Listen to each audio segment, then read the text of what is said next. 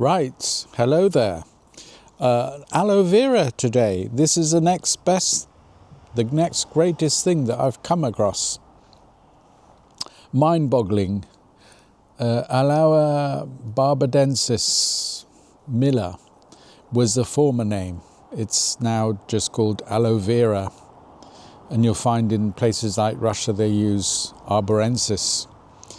And there are other therapeutic aloe veras that are well known. But Aloe Vera, Barbadensis Miller, is the one we're talking about today. And I have 8 short stories to illustrate some of its properties. And some of my viewers may know that I like electron donors. Well, the plant is not an electron donor, but the components in the plant certainly are, which is interesting. You'll have to look up and see what electron donor means, but you'll see I comment on it throughout my clips. Now, short story number 1, how aloe vera gets into the immune system. It's quite fascinating. So there's this compound in aloe vera called Acemannan. I believe it's pronounced Acemannan, but I say Acemannan. That's my way of saying it. And it has a unique combination of skills to achieve a homeostasis. Now we'll see how the plant world and the animal world are compatible. They're actually very similar, you know. But the plants were put here before man. And here's a plant that offers us so much. So we have Acetylated Mannans. It's a sugar, basically. It's a sugar, a long-chain sugar. This is what I'm talking about. It's a component of the aloe vera.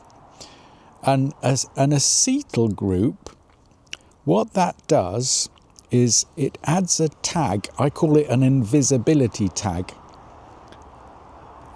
which hides it from our immune system, particularly something called a TLR4 receptor. So you ingest some aloe vera, our immune system doesn't see it coming because it has the invisibility tag, because it's an acetyl group. It's hidden. It has a hidden cloak. The TLR4 receptor just doesn't see it. But this is okay, because in this case it's something beneficial to us. This mannan, we really need it. So what happens when it gets into our immune system? Acemannan stimulates, it switches it on, and it modulates the immune system. By that I mean it teaches it a few tricks, and it calms the aggressive immune response, which happens in so many immune problems. It's a reaction from our immune system. So basically the aloe vera gets in with the invisibility cloak, it docks into the receptors, starts teaching it a few tricks here and there, and it tells the brain's immune cells to stand down and stop attacking injured tissue, because this is what happens with autoimmune diseases. So what a story already. Story number 1, aloe vera going in with the invisibility cloak and doing a few miracles. Story number 2, about our bones. What can aloe vera do? Well, there's a paper in China where they report from some dental schools that Acemannan regenerates the pulp in our tooth. We have pulp, dentin, and then we have the enamel. And dentin is made from pulp. Now, Acemannan has regenerated the pulp in people's teeth. That's nothing trivial. We don't know things that can do that. And by the way, it did this after destroying the abscess that was bothering. It destroys the abscess. So we talked about the immune system. The immune system has to detect, search, and destroy, attack the baddies and destroy them. And that's what happens, and then it regenerates our pulp. That's story number 2. I think it's marvellous. Story number 3 is an antiviral story. So Acemannan, which is a component of aloe vera, a long-chain sugar, it works by interfering with a virus's ability to infect cells. It confuses the virus. It sabotages it.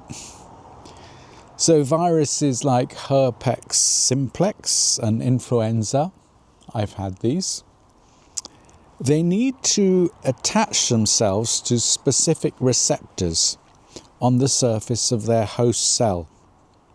That means it gets into me, needs to attach to receptors. And Acemannan, this polysaccharide, it means a multiple complex sugar, can physically coat the virus particle, envelop it, and that prevents it from connecting, from docking with the host cell's receptor. So it can't latch onto me because it's completely surrounded by aloe vera, basically. And thus it's neutralized. It may also coat the host cell itself, so not only the virus, but the receptor it's trying to hook onto. Coats it, protective coating, creating a protective barrier that blocks the virus from docking.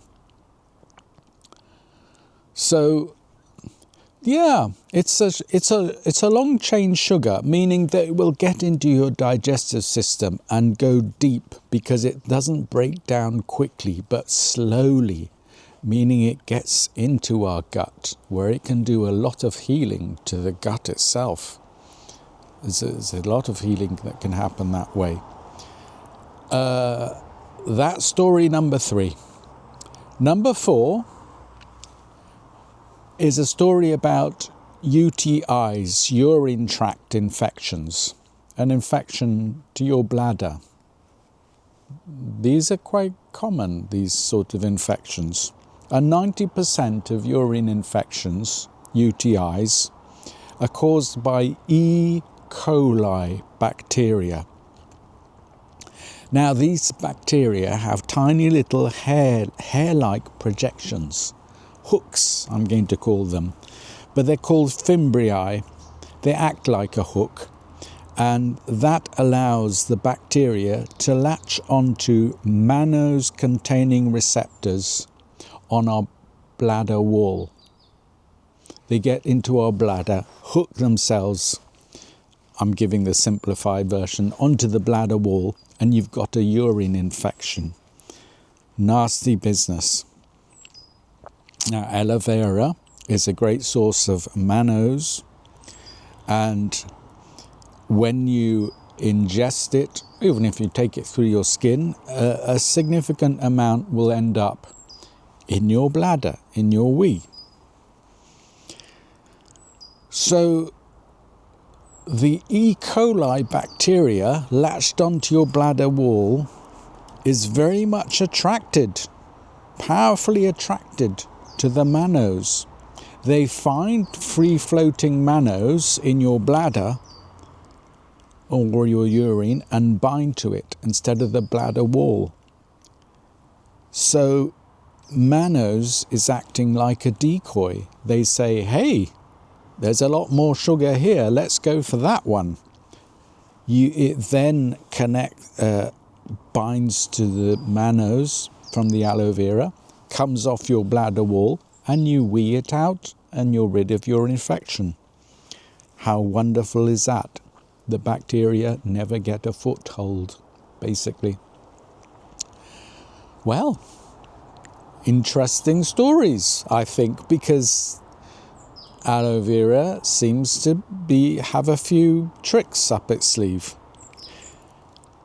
Number 5, AIDS. The AIDS virus in the late 1980s. So someone called Bill McAnally, he isolated the long-chain sugar, polysaccharide is a way of saying that, from the aloe vera gel, the Acemannan. It's an immunomodulator, we've talked about that, meaning it can train and stimulate the immune system to attack the bad guys. So the global AIDS crisis struck in the late 1980s, and it destroyed the very CD4 immune cells that Acemannan seemed to boost. It's destroying our immune cells. If you had AIDS, you would lose the ability, your immune system, basically. So they released aloe vera, Acemannan, a specially prepared version of aloe vera, rich in Acemannan, and they billed it as a therapy that would just slow the disease down. But reports started coming in. People were putting on weight because that was one of the symptoms. You'd lose all your weight. You wouldn't be able to hold on to good things in your body. You'd lose a huge amount of weight, and they were starting to put it on. They reduced their secondary infections. They increased their CD4 count. That's the immune system that was destroyed by the virus. And all these reports started coming in, flooding in. And so the aloe vera for AIDS movement was born. It seemed an incredible success. People were going back to work and saying, well, by the way, I think I had AIDS and look what happened to me. I'm up and running again. But there's a bit of business behind this, because the FDA clamped down and said, no, you can't have this. This is just nutrition. This isn't a cure, blah, blah, blah. We have our cure called AZT if you like. And it forced Carrington Laboratories, where they were making this Acemannan, this preparation, they had to close down. They went bankrupt and closed down. They sold it. But anyway, there's a story with AIDS and how it was used to treat AIDS until somebody stepped in and put an end to that. So we come on to story number 6 about stroke. That's what I had. That's what some of my viewers might have had. Now, this story, our hero of the story is a lab rat, because this story comes from a source.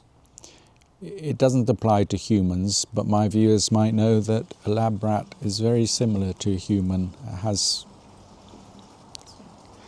similar DNA, and I have a few other videos on this.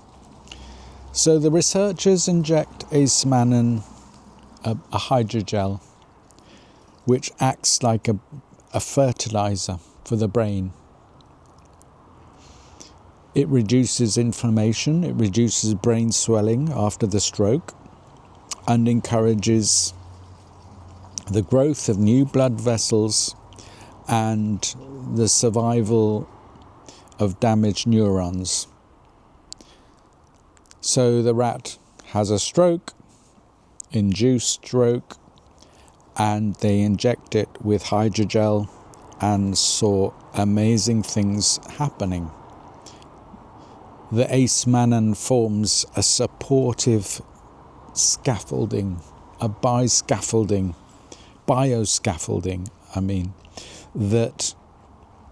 that prevents further collapse, gives some structure. It secretes growth-promoting signals directly into the injured area, for weeks. Things like brain-derived neurotropic factor, what I said before about fertilizer for the brain, in order to create new neurons.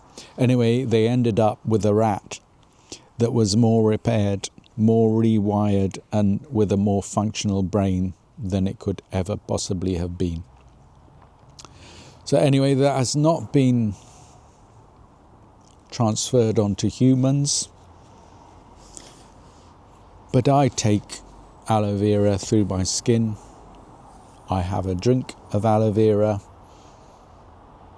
I ordered them off Amazon, although the gel does come from Texas. I was able to order it off Amazon, so I joke. I've ordered a new brain off Amazon. That's my joke. Anyway, that's story number 6.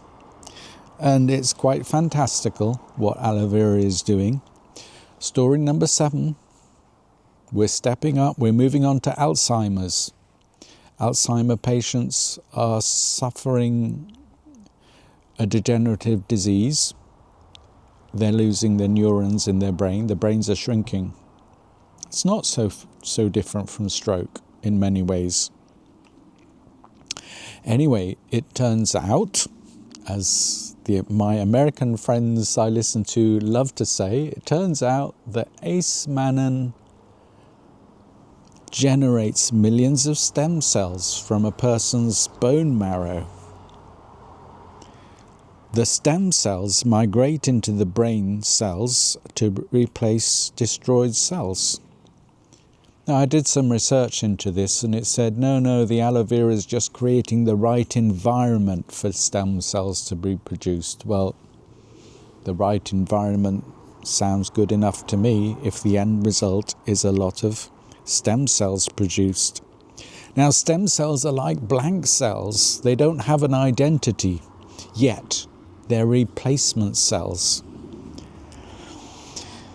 Anyway, they differentiate. They get into the brain. They differentiate. That means they decide what they want to become. A lot of complicated things are happening for this process to happen. And they become neurons with the help of BDNF, brain-derived neurotrophic growth factor. The brain fertilizer, it prepares the environment for new neurons, neurogenesis. And then the BDNF is also produced thanks to the aloe vera.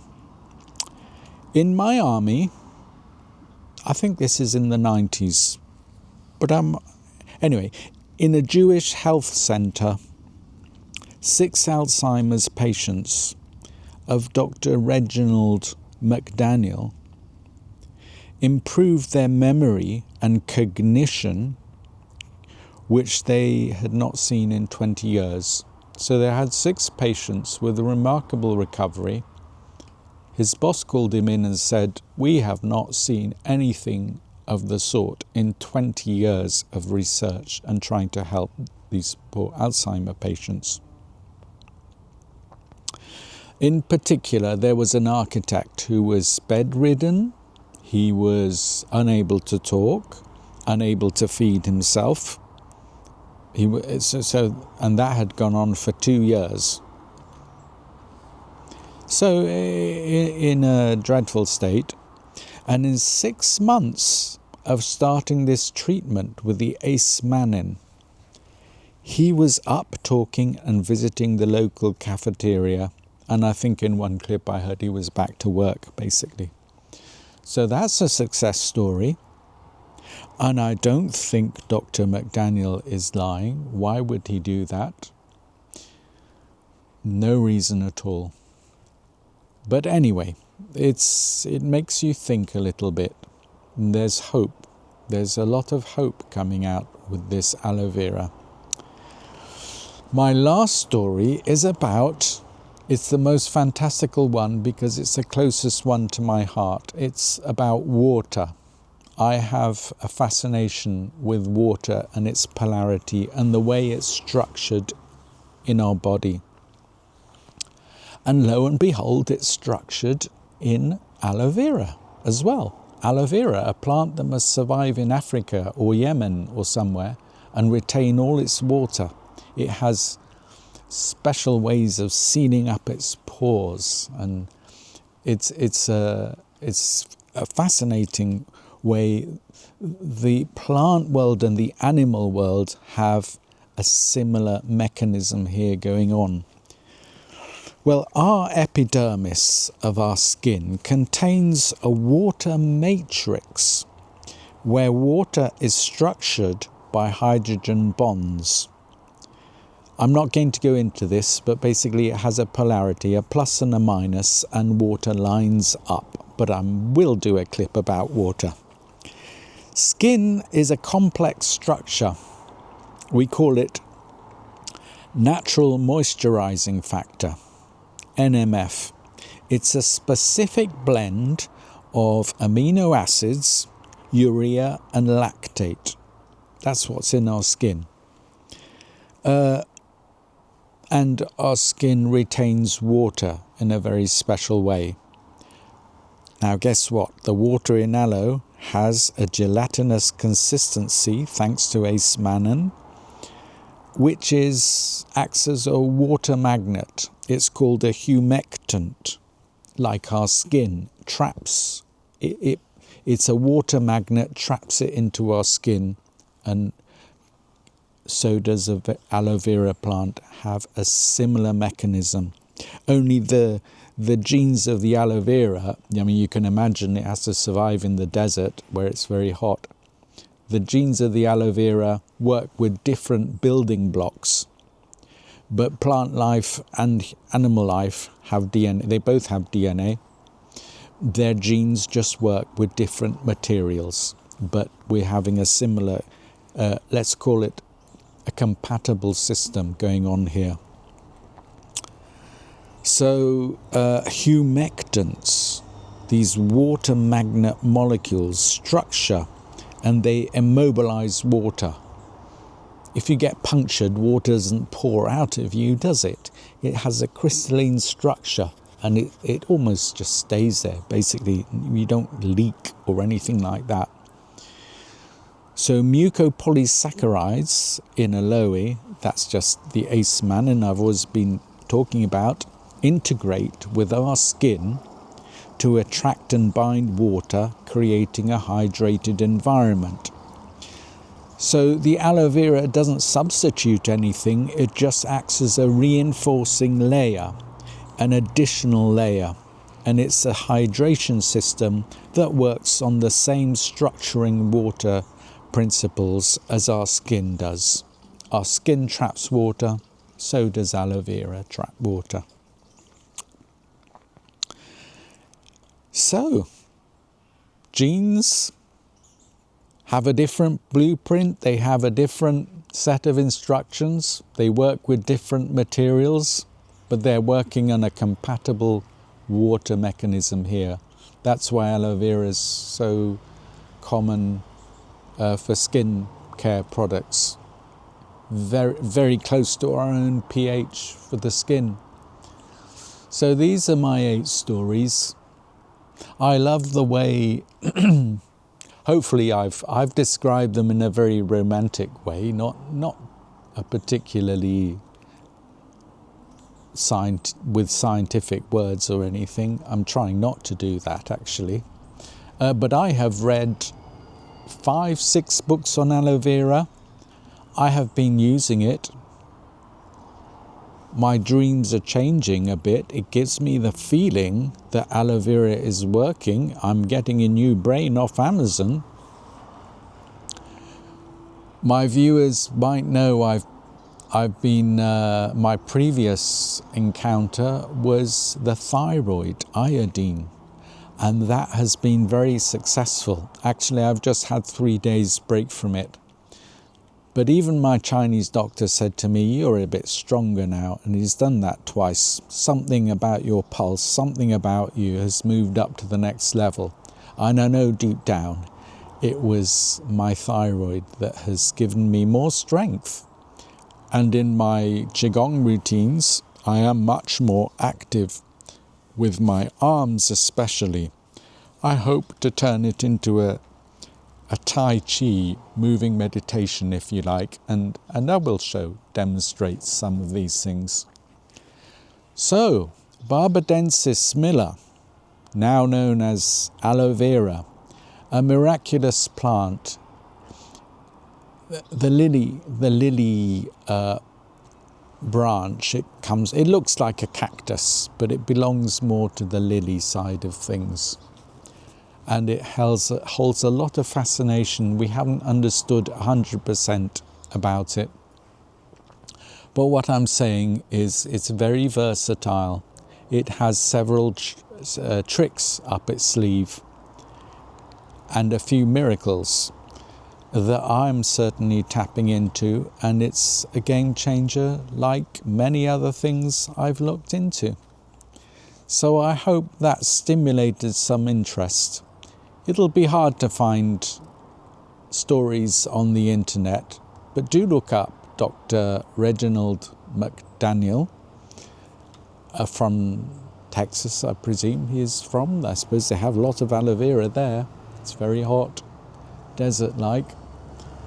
And see you all the next time. Cheerio. Thank you for listening.